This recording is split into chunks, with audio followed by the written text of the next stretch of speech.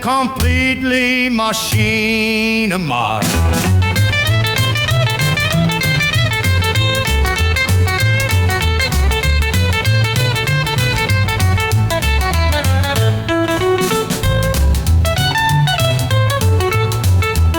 And now for something completely machinima.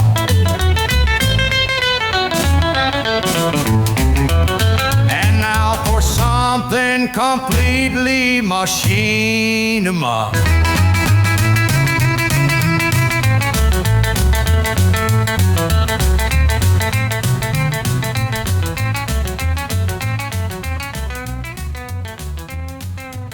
Hello and welcome to another episode of And Now for Something Completely Machinima. I'm Damien Valentine and I'm joined by Phil Rice. Hello. And Tracy Harwood. Hello. So this week we're going to be discussing Tracy's pick. But before we get to it, I'm going to say, for someone who doesn't like horror and spooky films that much, you do keep choosing them for us to watch.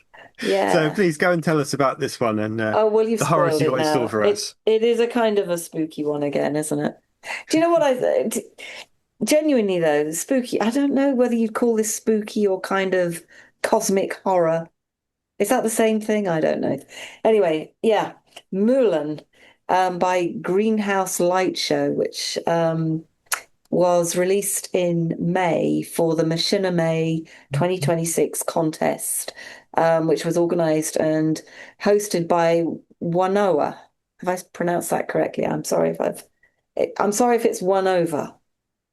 I'm not sure. Anyway, this is made in GTA 5, which all the Machinimay shorts are, with the main criterion being that it must be under 15 minutes in duration. And there are other aspects to it as well, such as using certain filming techniques, which I'm not necessarily going to talk about too much. In fact, there are several of these that I could have picked from the entries to this contest. But actually, I really like this one, and I thought perhaps you would all appreciate it too. That's kind of why I picked it. So I had in mind to who I was going to talk to about it. Not so much that it's horror, although, yeah, it is horror. I will put a link to the show notes, a link in the show notes to the playlist, so that you can watch all of the films, because they're all worth looking at, actually. They're all GTA 5. So it's an interesting sort of commentary on where GTA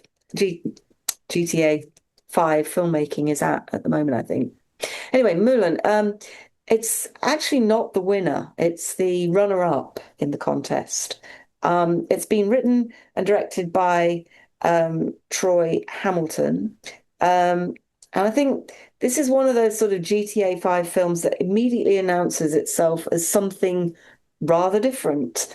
It's rather than kind of relying on the action and spectacle, it's more about the atmosphere and the character and a kind of a slow burning storytelling.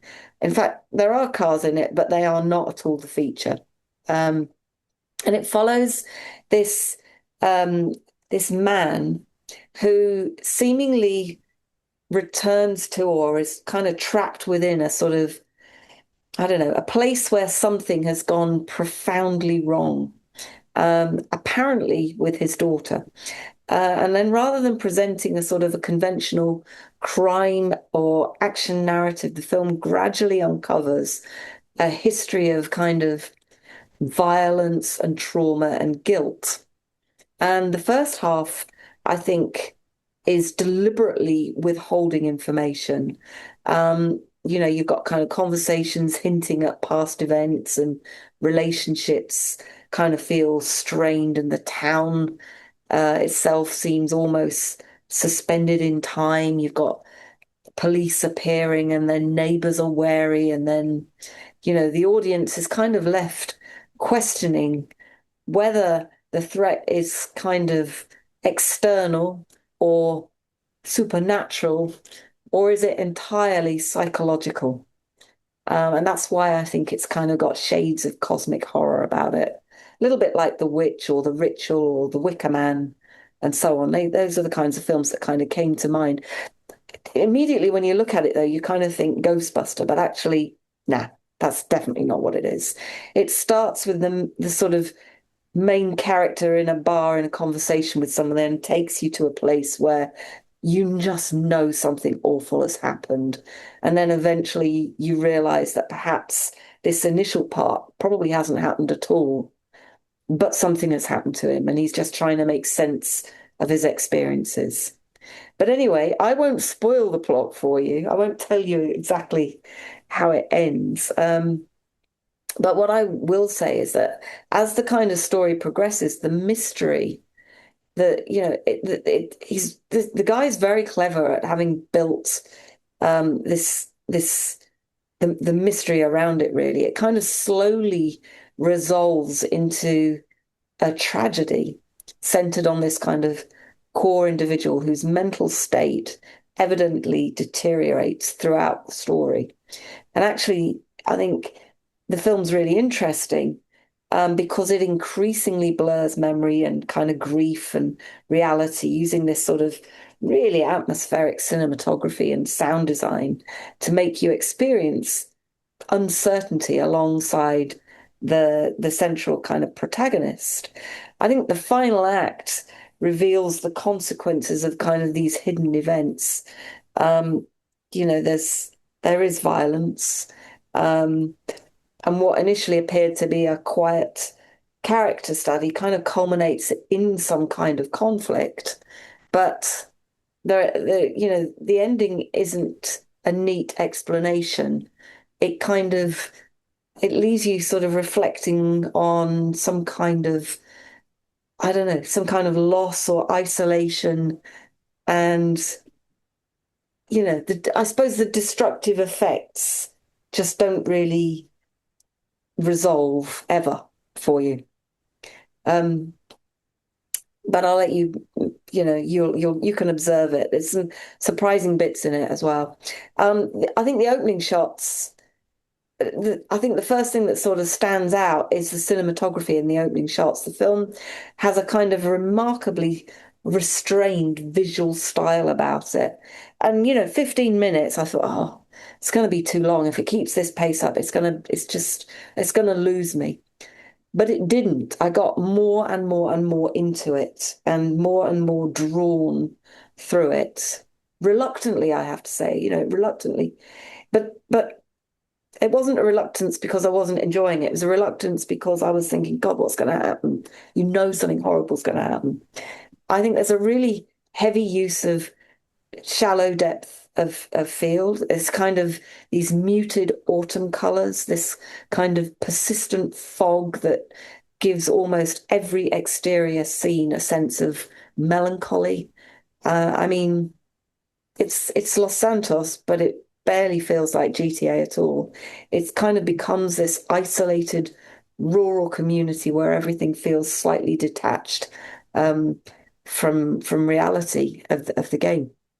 The guy that's created at Hamilton, he clearly understands composition. I mean, there are repeated uses of these kind of negative spaces and these kind of characters framed through doorways and windows and these kind of long sort of static shots that allow you to sort of absorb the environment rather than simply move the story forward. It feels really much closer, I think, to independent cinema than it does traditional machinima.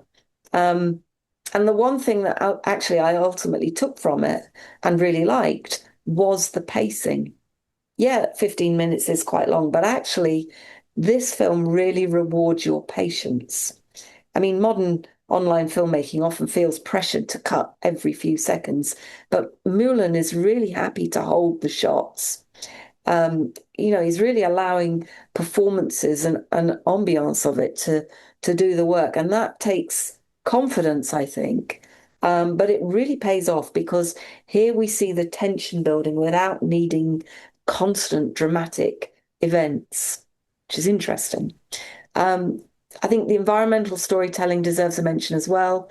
I mean, the houses that he's selected, the environments, they feel kind of lived in. The interiors aren't just kind of locations; they communicate the depth of personality that he's trying to convey.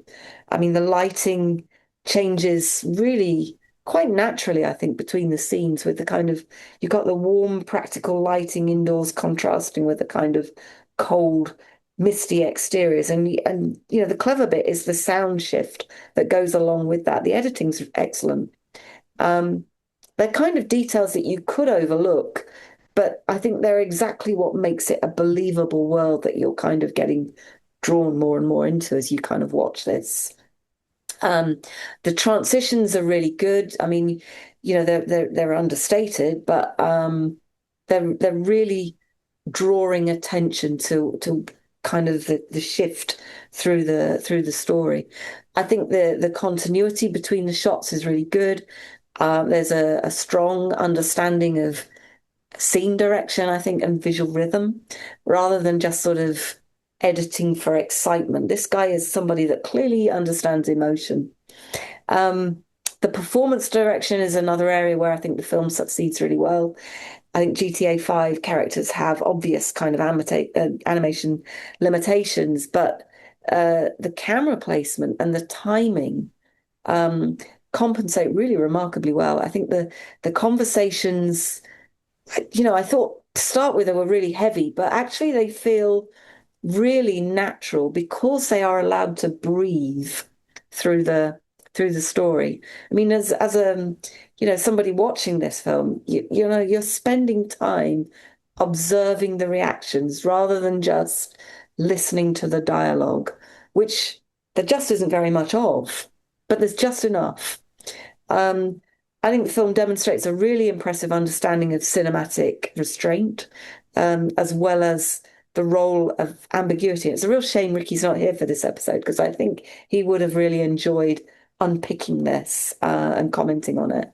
Um, there are no real, what I would call elaborate camera moves. It's not really because they can't be done. It's because, you know, this guy's decisions really the decision that he's made. Um, I think the motivation is, you know, it's the narrative arc of the story that's driven it, and you know, the camera does. I suppose it does can't become more dynamic, and it has meaning, but it's the way it's used to create tension and emphasis, and you know, the camera work sort of shifts in style as the film progresses. That's cleverly done. I think that's really interesting. Um, yeah, I mean, there's other stuff that I can kind of say about it, really. What else I want? I mean, the sequence, I suppose. Yeah, there's a sequence in it that really stands out, which is kind of in the latter half of it, where the visual language really becomes noticeably more expressive. And you kind of got this acceleration in the editing just slightly, and the lighting becomes kind of more dramatic. It's the evidence of the build up that you kind of see. I think that bit's particularly well done. um yeah, I guess the other thing I would say is I really like the way that it's not drawing on lots of visual effects, because it kind of produces these unsettling feelings, but without the drama. Um, I think the climax of it is really it's well done. I mean, it's particularly effective because it's earned. Um, it escalates through this sort of accumulated tension. Yeah, there's a bit of violence, but mostly that plays out in your mind, not on the screen at all. Um, Yeah, I mean, it's 15 minutes, but my God, it does it really well. I mean, overall for me, it's an excellent example of a cinematic machinima. I think it's restrained, it's crafted, it demonstrates that mood and composition and pacing can be just as compelling as spectacle. I guess the only other thing I want to sort of share with you before I hand over for your comments is to tell you a little about the guy. Troy Hamilton, the writer director, he's worked with a small team on this, and according to his profile, he and his crew are aspiring writers and directors who kind of hope to move into live action filmmaking. Well, what I would say here is I think these guys have done an excellent job with this. It's clearly a film first project rather than a game project. I think what they've done is use the game to create a cinematic vision. But actually, I would also suggest that maybe they take a look at some of the other projects we've reviewed this month, and actually more broadly on the channel too, because again, what we've got here is a film that's blending two things together through machinima, and I think that's really interesting and novel approach to creating work. Yeah, I mean, what can I say? Live action is so yesterday. I think stick with this process and show us some really novel works. And then finally, I will say, 1 Hour has also reviewed this as a runner-up film and from his Machinima perspective. And from that review, you can kind of see how it fits in the GTA 5 Machinima world more clearly. I don't come at it with that depth of game appreciation, though. So yeah, those are my thoughts on it. I'd be really interested to hear what you guys have got to say about it. Right. When I started watching it, the first thing that came to mind was the TV show Supernatural, Mm, with the idea that that show's about two brothers who inherited they call it the family business, but basically they're monster hunters, and their father was a mm, monster hunter as well, and he kind of raised them on the road, traveling around America, hunting various creatures and killing them.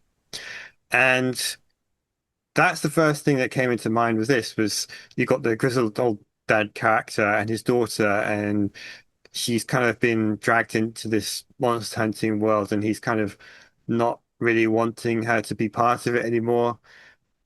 But then he realizes that there's no choice, and then they set off to this town and have this encounter, which I'm not going to go into the story too much either. It's something you have to go and watch for yourself.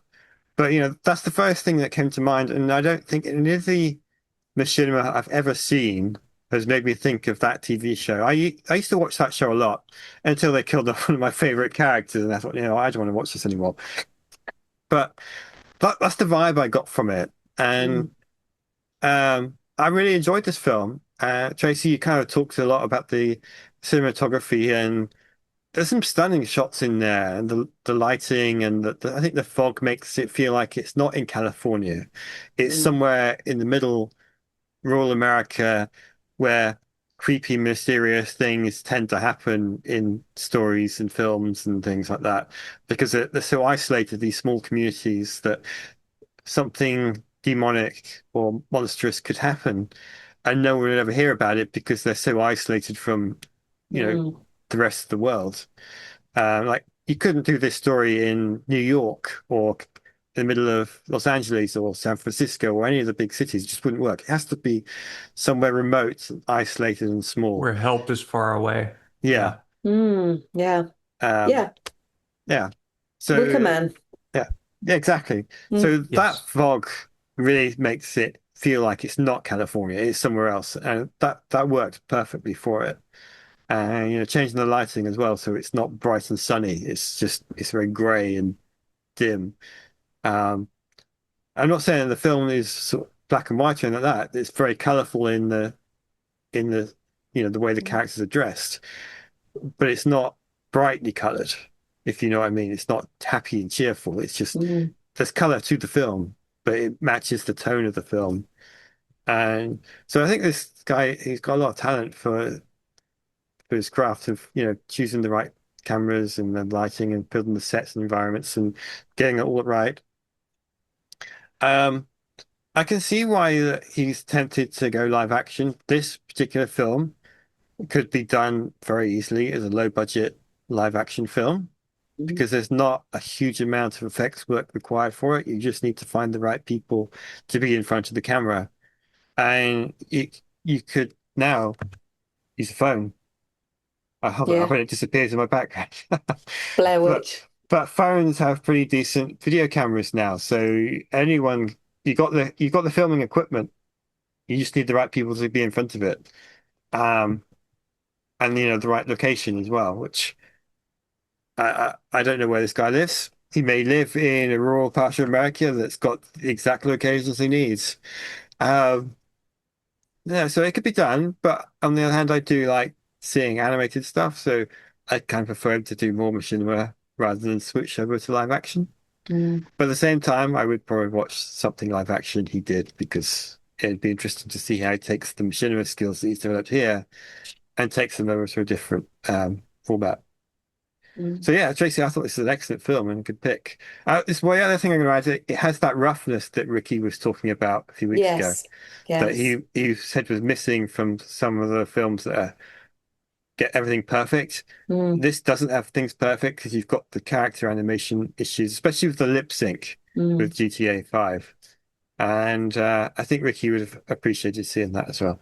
Yeah. Yeah, I thought that even before we recorded with Ricky, and maybe it was between recordings where he emphasized that he has a thing for the roughshod nature of machinima and this movie is that, Hmm. right? It Yeah. it it is that, and it's the one of it's a great example of that it's compelling story. But yeah, with that roughness around the edges. So the cinematography is just outstanding in this. The choices and also just the way that the sets really jumped out to me too, Tracy. I'm glad you noticed that too. Like especially that first house that they visit, Mm, where I don't know, is it like the wallpaper or the drywall is exposed or something? I mean, yeah.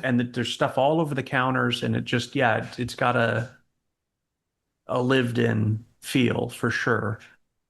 Um, the use of lighting throughout this, some of it's kind of mind blowing to me because I've fiddled around a fair bit in GTA, and I'm sure that he probably made use of some mods to help Oh, yeah. augment the sets and stuff. He almost would have to because some of this stuff is it's definitely coming from the engine, but Mm, I don't know of any locations that have some of the ambiance that he tapped into here. So um, yeah, the opening scene made quite an impression on me too. The use of light there, that harsh neon on mm. one side of his face, and just everything was clearly intended to frame the characters. It made it very clear what's important. And yeah, I'd be really surprised to hear and learn of how this ties into GTA proper. Like, I just don't see it at all. This is not a Mm, crime story at all. mm. This is something else. So Yeah. the voice acting is terrific across the board. And he actually credits, it looks like he made use of a site that I'm familiar with, Casting Call, which is a great resource for voice actors, by the way. Um, but yeah, great voice talent. There's one character near the end that has a voice with a special effect. I'm very curious to know, did the voice actor deliver the lines that way, or like did he deliver the wave files with that already done, or did he have to add that? But it's a very nice effect. It Mm, doesn't sound like anything that I've heard before. Like mm. it's got a Yeah. unique timbre to it. Um, the use of music is really great. Yeah. And if you, again, he credits that in the description of the video. And the list looks kind of like a hodgepodge, like you just pulled it from various available sources, but it feels like it fits. Like Yeah. I think maybe with one exception, there was one piece that I went, that's not great. But most of it, it feels like it was scored for the movie. And to be pulling from music libraries or resources like that and pull off that feel is no small feat. It's Yeah. very challenging to do that. So, Do he said at the beginning on the opening credits of it, listen with Yeah, recommended with headphones. Yeah. Well, I did, and my God, that the soundscape, it just that's what draws you in, I think. It's cloying. Is Yes. probably a way I would describe it. It's you definitely need the the I want to say ambisonic, is that the right word? No. Stereophonic? So whatever, you need it in Stereophonic, yeah. both because you can hear it in both ears Right. differently. Right. That I think is what gives you the sense of um dimensions, Yeah. multiple And there's the dimensions. and there and there's the rub because doing that, the score is very stereophonic and Yeah, really makes use of the stereo space well. But boy, does it expose some flaws in the sound mix. The mix itself is kind of all over the place at times. Like in the opening mm, scene, you've got room ambience or echo reverb on the voices that pretty well suits the room. It's not perfect. It's a little too wet is the term, but at least there's a sense of that. And then there's other points where it's completely absent, that sense of the mm, room. mm, And once you deliver that up, people your ears are going to expect that again. But there's moments of just brilliance on the sound. Like mm. there's one point where he calls out for his daughter, and you hear an actual like echo, Whisper. not Yeah, just reverb, but an actual echo of his voice, like it's reverberating off of, which is so perfect for the foggy environment he was standing in at the time, yeah, because that is yeah, how it would work. That's exactly how it would work. And then there's other points where they're inside the house and you don't get any sense of the room at all. Some of the footsteps are great, and then some of them, yeah, it sounds like a monster that has tree trunks for feet is walking, and then it's just the daughter. And it's like some of them and some of these things are just a matter of balance. He picked a crunchy sound effect for those footsteps in that scene because she's probably walking on dirt or gravel, and he wanted to capture that. But it's so hot in the mix that it's just too big. It sounds like she's got Ronald McDonald shoes on or something. So yeah, there's moments where it's just really great on the sound, and then there's others where it's like it just didn't maintain that uh-huh. level of quality throughout. Overall, it's good and it works in service of the story and doesn't detract too much. Well, that's as But I saw it really, because that's why I went, well, this has got to be about this, watching it, you're not looking at a tale, you're then looking at a psychological thing happening and all that yeah, variation. I then took as part of the story, which is what led me down the road of thinking, well, what I'm seeing here is not actually what it's conveying. yeah, maybe Mm. But you're there not so didn't. convinced. Well, Interesting. it didn't strike me that there was a logic to the imbalance. Right. Because you're right. In if there's a way to employ it where it's like, okay, this is part of the invasion of the surreal that's happening in this. Yeah. I don't know, Lovecraft comes to mind for some reason, the vibe Yes. of this, Yes. even though it's not really that. Exactly. Yeah. Yeah. But this sense of lurking horror, like Damien referenced, it's definitely there. And Mm. this isolated sense of his metaphor was so perfect for that. The Midwest and just out where you're so far from help. It's just Mm. yeah, that's exactly the vibe you get from this. You don't get there's no Los Santos in this at all. Mm. Like not even a hint. It doesn't even look like the suburbs. Yeah. It's just not that place at all. It's somewhere else, far away. They're on their own. It's strange and uh, yeah, just great. The environments, that fog is just Yeah. that vibe that the fog gives to the outdoors is so Ooh. wonderful, Yeah. and it feels very authentic. You'll laugh at this, but my first thought was, oh, it's like London. Yeah, But it I know was it's in the not, right? But 70s and but I'm just 80s, saying it maybe. just this fog so thick that you can't see very far, and Mm. he used that beautifully Mm. to, well, first of all, from a technical point of view, in any of these video game engines, longer distance shots, your visual fidelity is going to degrade. And sometimes there's stuff happening that's in your way. And so he kind of used it effectively as a way to encapsulate what's important. He almost used the fog like a depth of field approach, Yeah. right? Yeah. Where it wasn't true depth of field. It was just the fog's in the way of seeing far. So you focus on what's important. But the reality is that's what that fog looks like. It really is like that. So that was neat. And then, yeah, the interiors are great. I saw the shift that you did as well in the stylistic shift that happened when we're doing no spoilers, so that when the encounter is about to begin, the Mm. and yeah, the it's a much more emphatic use of light and sound and ultra close-ups and it just yeah. And the thing is it doesn't feel like it doesn't fit. Mm. What it does is it sends a message, something has changed, something is different right now. This is Yeah. you've stepped into a slightly different part of this realm, and it just wonderful without saying a word. And yeah, I loved how often we got to sit with characters as they thought, even though we didn't know what they were thinking half the time, and that's okay. You're not supposed to. So, but the fact that like you said, he let it breathe.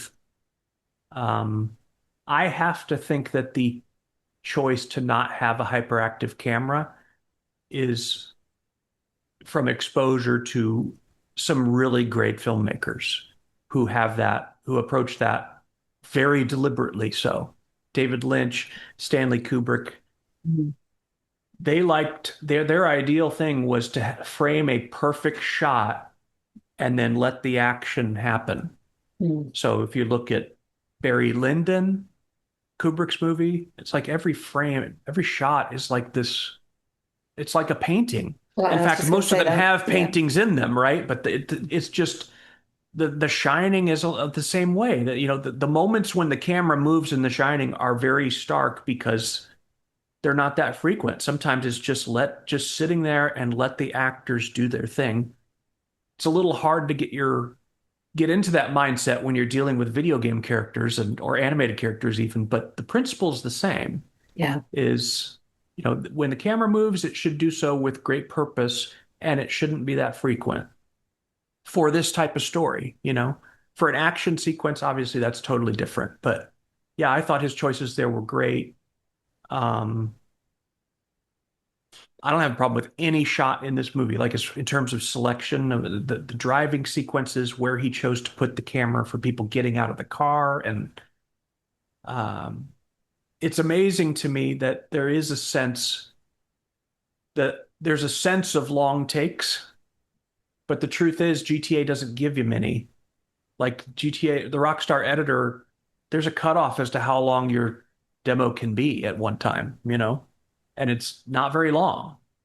So the fact that he gave us that feel, that means that the choices were very smart. There's a Mm. there's a movie that we saw I think the most recent GTA 5 movie. I don't know if it was last month or the month before, but the one about it was kind of a cyberpunk Oh, yeah. vibe. The guy Yeah. was there to uh, rescue his daughter or something along those lines. And that one, a lot of rapid jump cuts and stuff, and you could tell, okay, this Yeah. is GTA almost forcing his hand at times to do that. And somehow he completely evaded that without breaking any of the rules. Like he didn't, there's no technical trickery going on there. It's just smart choices, smart selection. So, um, yeah, an overall really impressive film and absolutely rough around the edges. This is exactly the kind of thing Ricky was talking about. I don't know if he would enjoy this movie or not, because uh, Ricky probably has more of a horror education Yeah. than everyone else that I know Quite. combined. Ever. So he's got some high standards there. So because it's horror, I don't know if he would fully go along with this. He'd probably have some interesting criticisms of the Yeah. story structure and stuff that I would love to hear at some point. But this definitely has the characteristics that he's been hungry for, which is that machinima that feels like machinima. So this is great. I'm glad that you chose this one. Yes. You picked another one, which we won't name, No. but you picked another one and said, which one of these? And yeah, this was, I think the way I put it on the boards was like by every measurable metric, this is the better of the two.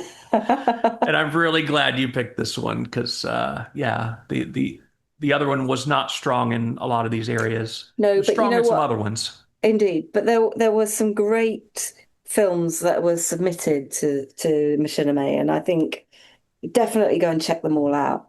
Even some of the weaker ones are worth a look for sure. Sure. How long has Machinima been running now? Do we Oh, know? it's I want to About say, 5 years? yeah, it's a few years. I think I this think the might have first one been was like 20. I think it was a pandemic birth, nine. Mm. I get the maybe. feeling it was Maybe earlier. 19 or 20, I think. Okay, so maybe even before. Okay. Mm. Yeah. Yeah, Anyway, yeah, it's really reached a maturity. Not to indeed. not to cast any shade on previous years or entries or whatever, but just this is this is clearly a prestige Yeah, festival or contest or whatever to enter into now. It's attracting serious work. I haven't seen the playlist yet, but I'll bet that there's not a lot of goofball comedy or memes about police getting falling off of buildings and things that like I would pick, right? So this is well, it's encouraging to see that mm, and especially interesting in light of something we talked about last month too, which is what are the implications of this rise of independent horror producers that's yeah, happening with Backrooms and with Obsession and all that we talked about with that. I heard someone on some film related channel say the other day that the only genre of film right now, and he was talking, I think, Hollywood level, but still, I think it works. The only genre of film right now that seems to have real creative innovation going on is horror for whatever yeah, reason. I completely Um, agree. yeah, Ricky would probably have some good insights on that too, on Yeah, why that is. Um, so anyway, great pick. I didn't have any trouble getting through 15 minutes either. no, no, I I didn't. was surprised when it ended, and I thought, oh, has it really been 15 minutes already? Yeah, I thought that as well. Yeah, I kind of liked that it didn't wrap stuff up. Yeah. Mm, It left quite a bit unanswered, and a lot of mm, my first internal question to myself was, okay, so what did I just see? Like, yeah, what was that? I Yeah. I like that because I don't feel like it was an accident. If I Yeah. felt that way at the end, but I felt like that it's just because the filmmaker was sloppy, I would be really annoyed.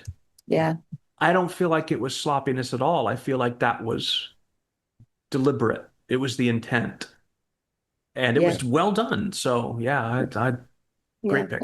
Impressive. Yeah, Yeah, definitely a great pick. All right, so I yeah. think that wraps things up for this week. So yeah, Tracy, excellent pick. If you got anything to say about this film or any of the horror things we discussed, please send us an email at talk@completemachinima.com. And from me, Damien Valentine, Tracy Howard, and Phil Ellie. Rice, Yeah. we'll be back next week. Big Cheerio. Queen's wave.